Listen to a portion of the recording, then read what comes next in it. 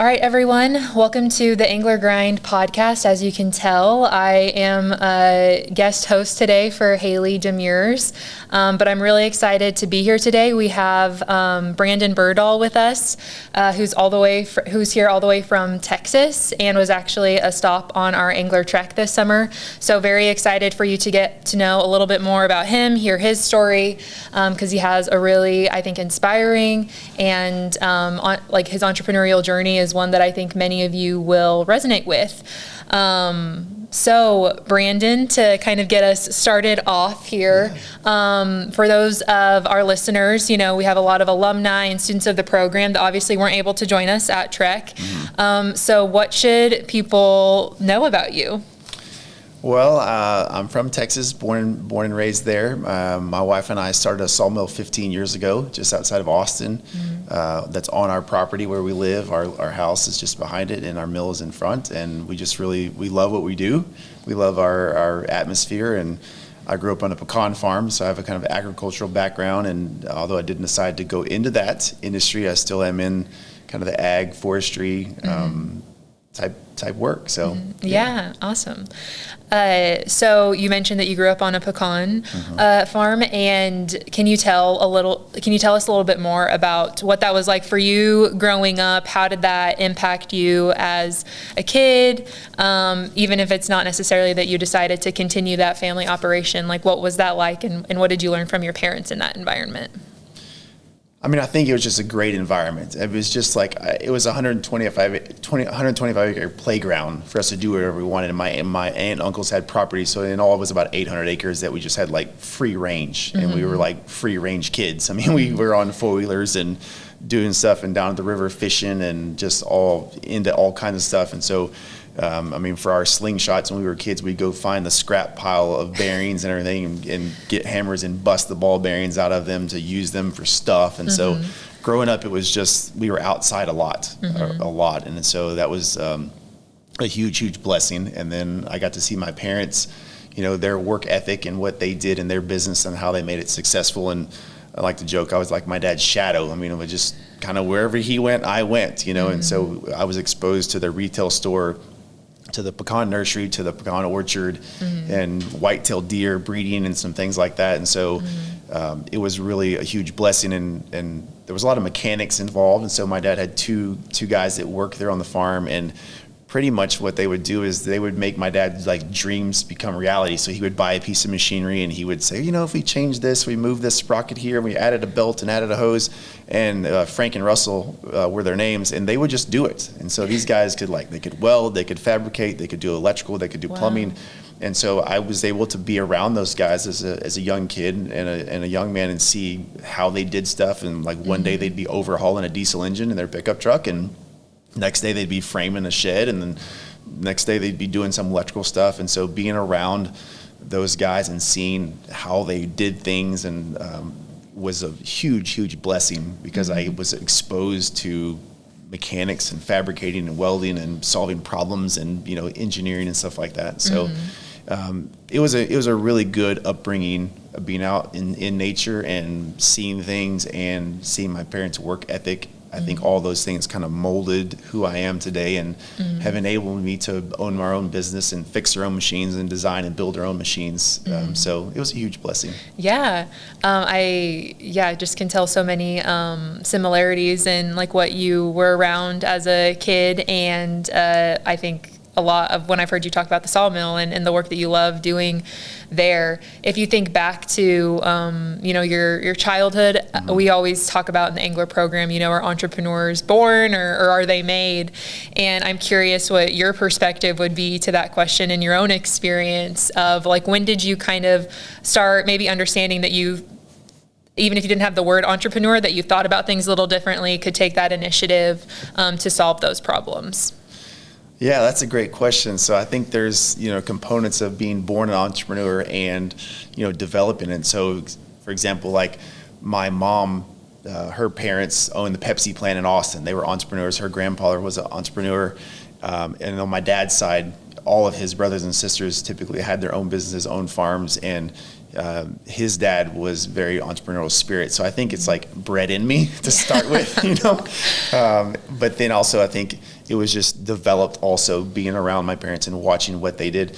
And honestly, I think if you would have asked me like 5 years into our business, hey, Brandon, are you an entrepreneur? I'd be like, no, not really. Or like, I never really thought like, oh, I want to be an entrepreneur. I want to do this. I just did it, I guess. And really not even, I guess it was so just normal to me that it seemed like, oh, that's what you do. You know, if there's a problem, you solve it and you figure out a way to make some money here and there. And so I think it was just kind of second nature, I guess, to me. And so, I'm not sure that I had much of a choice, I guess it feels like so. But I love doing it. So yeah, I think that what you mentioned too about, you know, at the essence of what it means to be an entrepreneur, I think that the technical like core definition of the root word is to undertake risk, right? And so we always hear that word and think about it specifically within, you know, starting a business, but it really kind of comes down to being able to take a risk and to be able to solve any kind of problem or bring forth any sort of ingenuity. Like that's what you have to be willing to do. What, if you look back, well, actually, before I take that question, I want the audience to hear a little bit about, you know, your passion for baseball. And, you know, those might not see, or they may not, you know, assume or seem like common or congruent pathways. But also, baseball was a big part of your story early on. So can you tell us a little bit more about that and how that kind of shaped or shifted into, you know, what you do currently? Yeah, sure.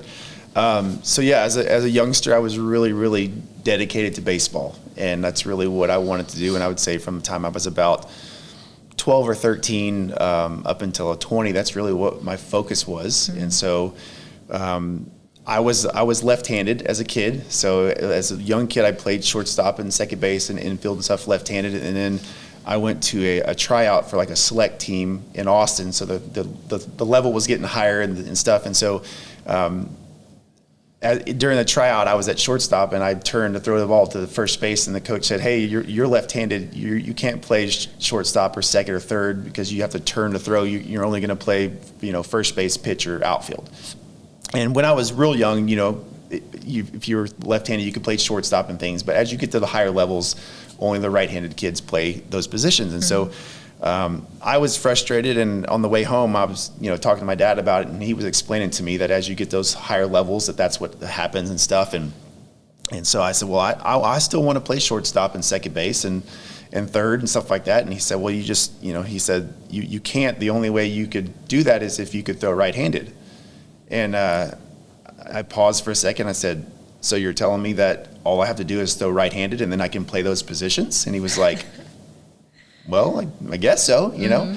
And so when I got home from that practice or that tryout, I got some electrical tape and I taped it to the garage door on the garage at the house. And I didn't really need the electrical tape because I couldn't even hit the door throwing right-handed.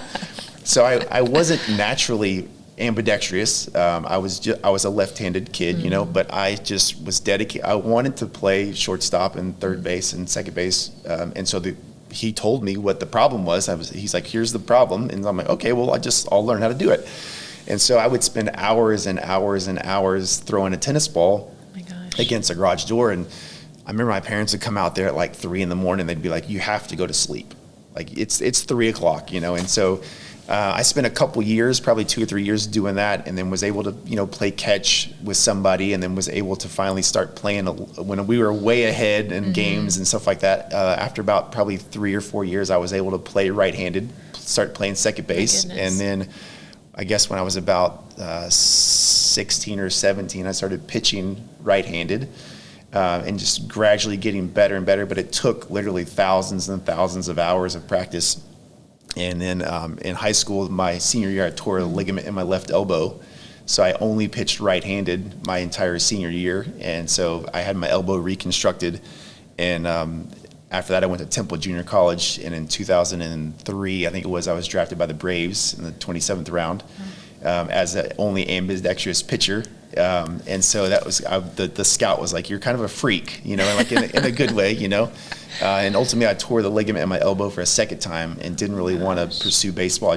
I had 10 surgeries at the time, and I just God didn't make my body to be a baseball player. My ligaments and tendons and connective tissues just weren't flexible enough, and I just was plagued with injuries. But I think the thing that it taught me so much is, like, if you really want something really bad and you're willing to put enough work to it, you can achieve it. And so, I wasn't really right-handed, but I could throw and pitch right-handed just because the sheer determination and the amount of hours I was willing to put into it. So obviously Sawmill and baseball are very different things, but I think it relayed to me, like, it made me realize, like, if you're just willing to work hard enough, you can achieve almost anything. And so I think that's what I took away. Ultimately, I didn't make it to the major leagues, that was my goal, but I learned so much from baseball as a sport, and going through learning and teaching myself how to be ambidextrous, that I think it's helped me tremendously through the rest of my life and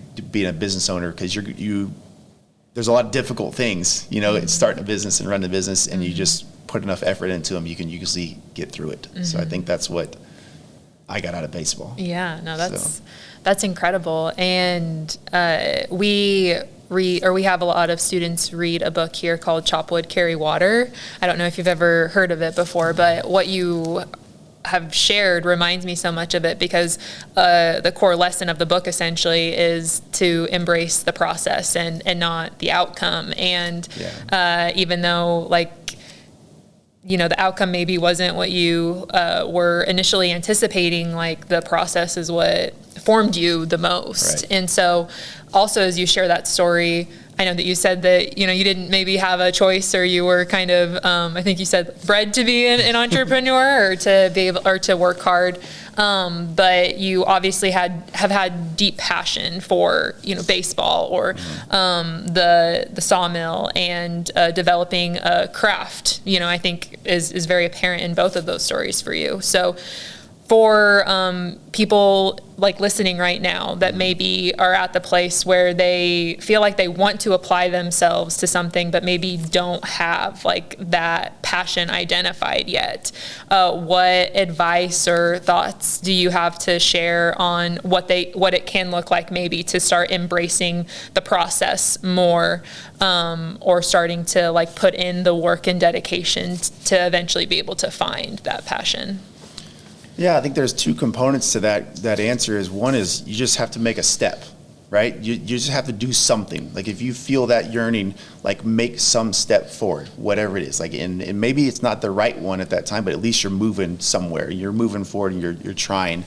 So I think that's the first thing. And then the second one is, I would encourage people to try a lot of different things until you find your passion. And I think that was one thing that was really helpful to me. There was a gentleman, Wendy Fullwood, that he poured a lot into me. And Wendy was about 85 years old when I met him. I was in my mid-20s, and I was trying to kind of figure out what I wanted to do. I was at A&M, about to graduate from A&M, and didn't know what I wanted to go into. And I would literally sit on Wendy's porch for hours and talk to him just about business and life and stuff. And he kind of shared his story with me. He said, I was an accountant for ExxonMobil for 30 years, and he said, I enjoyed my work. I enjoyed what I did.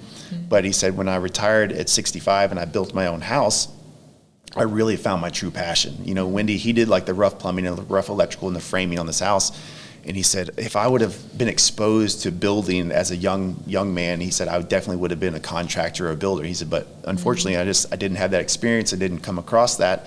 And he said, I was 65 years old and I wasn't going to start a new career. And so he encouraged me. He said, Brandon, try a lot of different things until you find what you're really passionate about. And he said, some people never find it. Some people find it, but it's late in life. And he said, and if you're lucky enough to find it early on in life, be relatively young in life, he said, that's a huge blessing. And the way he kind of told me, he said, think about it. You spend more time working than you typically do around your family. You're going to spend 8 or 10 hours a day doing something. If you can find something that you love to do and do that all day long, he said, when you come home, you'll be a better father. You'll be a better husband, if you really enjoy what you're doing. But if you dread what you're doing, don't do it. Do something else. stop doing that, go take a job that pays a lot less, and continue to try to find the thing that you really love to do. And then when you do find it, then you can really pour your energy into it. So I think that would be my advice, is continue searching until you really found it, but continue taking some steps forward to try. So. Absolutely. And it sounds like mentorship was also a big part of your journey, and being able to have those conversations or learn from authentic conversation of what people maybe would do differently. So what advice would you have to share with maybe a student listening that is maybe in that seat, that maybe, has heard that mentorship is important, and maybe even knows what qualities to look for in a mentor. But as I have heard you share that story, like there's so much of you being willing to show up and take the initiative to learn, right, from a mentor. And so what encouragement would you give those students that are looking for that mentor, but also maybe need to be reminded of what it is required of them, or what it looks like to be like a mentee, or someone who is being willing to show up and learn from others who have walked the path? Yeah, I think the main thing is seek those mentors out. Like, they're not just going to come find you. You have to be willing to ask questions and show that you're involved and you're engaged, and that you're willing to put time and effort of your own energy into it. And then typically those mentors will reciprocate that. Like, they want to pour into people that are really passionate about it and really want to learn. And so my advice would be is seek them out. Ask people, hey, do you know who's a good mentor in this field? If you're interested in doing something, who's around, or get on people's websites and look them up, and email them, say, hey, I'm a student at this college and this is what I'm interested in. Could I sit down and meet with you for 30 minutes? Can I schedule time with you, or can I schedule a phone call? You have to take that initiative. You have to be the one that's out there, because those people are busy. They're business owners, and they have a lot of things going on. But if you show that you have the passion as a student, they'll typically make some time for you, and guide you in the right direction. So I would say that, you got to be hungry. You have to be hungry, and you have to be the initiator, and be okay with getting denied. There might be some people that just say, hey, at this moment, I don't have time to mentor somebody, and that's totally fine. They might be mentoring 2 or 3 other people. And so don't let one rejection discourage you. Just keep after it until you find that right person that's willing to pour into you. So yeah, no, that's really a great reminder.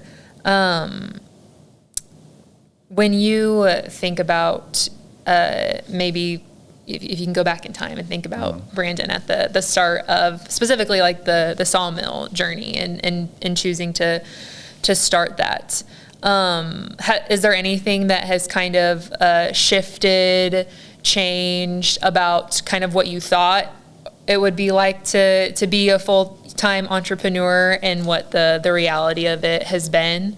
Or is it like, no, pretty much what I thought would happen is what did happen? I would say in general it's pretty close. And I think I would like to say it, I was just young and dumb, and I didn't really know what I had seen my parents work, I guess, on the farm. And so I just kind of figured it'll probably be pretty similar to that. And I guess it probably has been. It's different. It's a different business, but, lots of long hours and hard work and solving problems and things like that. But it's pretty similar to what I envisioned, I guess, the best I could remember.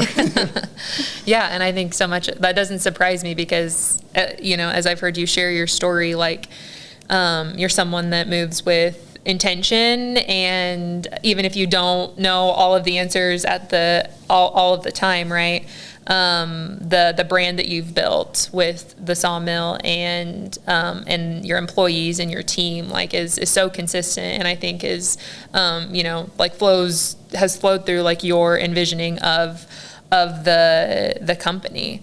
So I kind of want to transition into going back to, you said that you were raised on a family operation, and a lot of our alumni and current students are as well.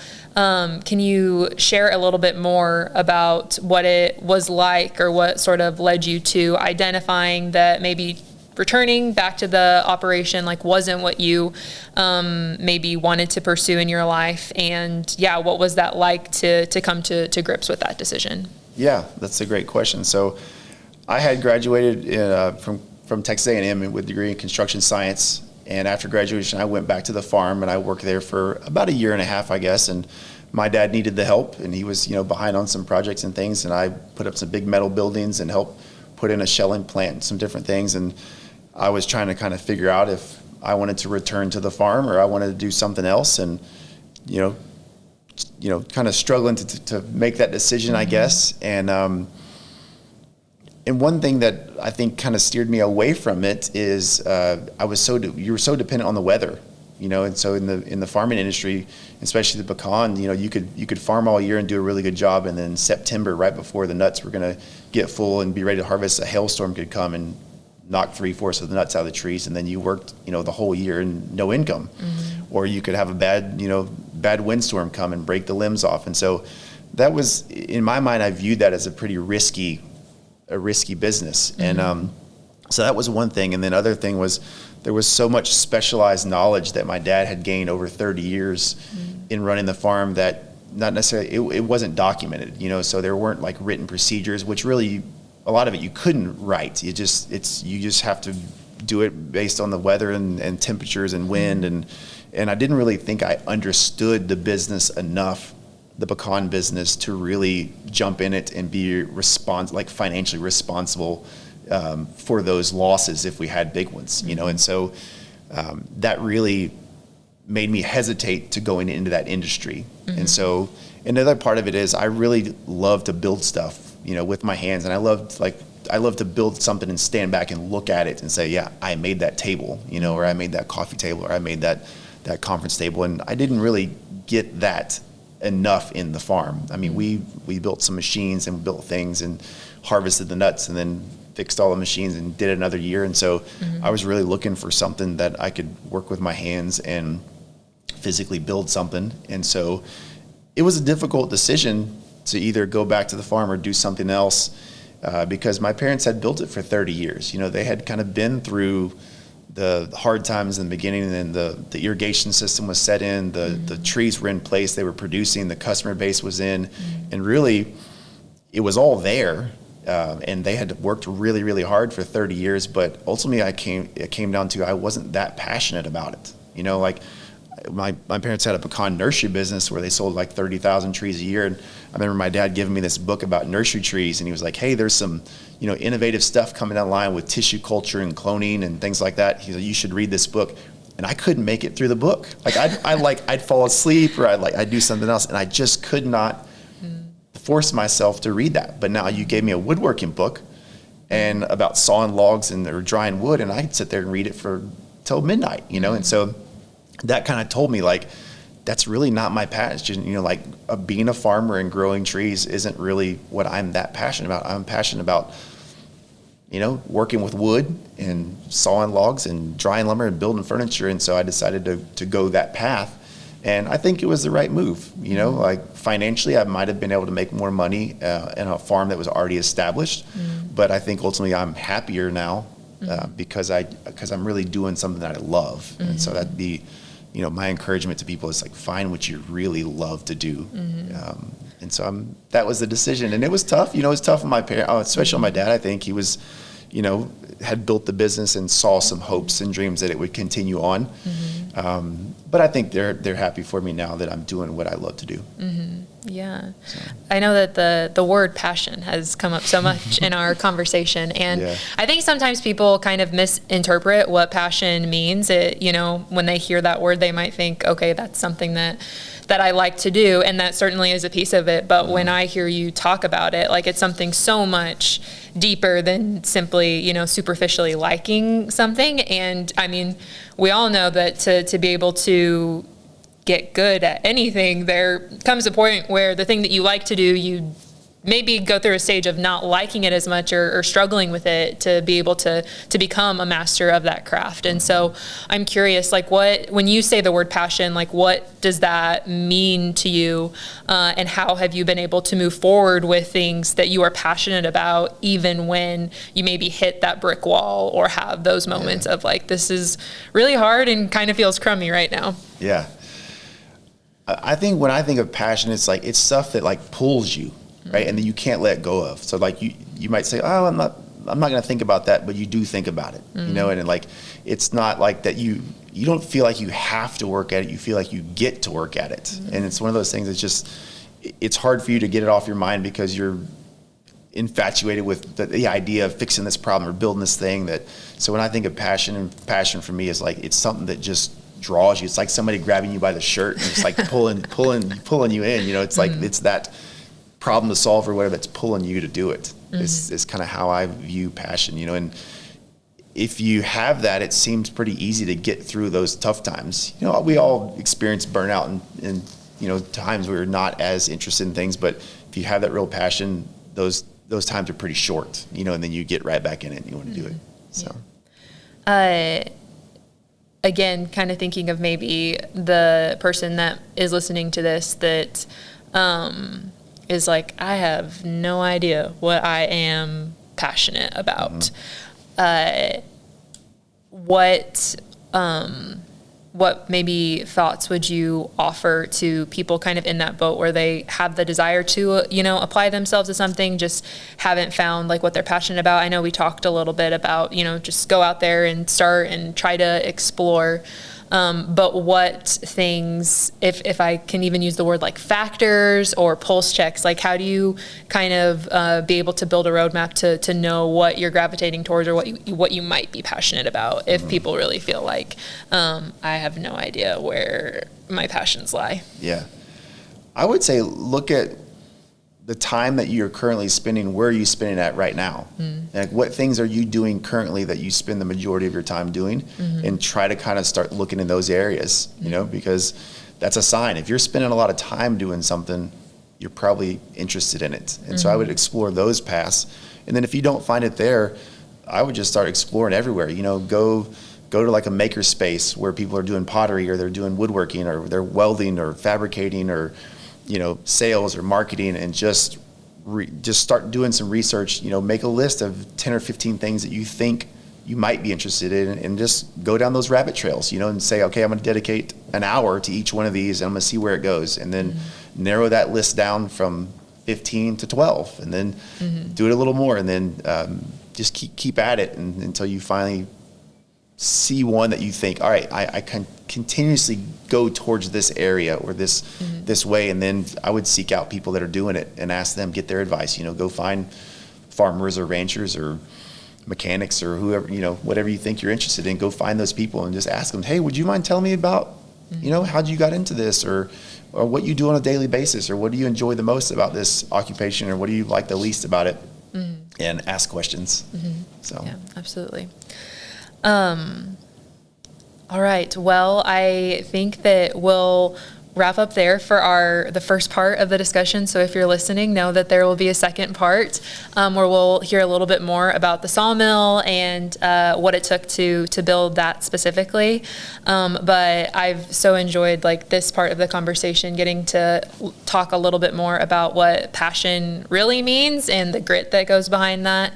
And also hearing how your early life has influenced so many different pathways forward. So excited for the next part of our conversation here in a little bit. Yeah, thanks for having me. Yeah.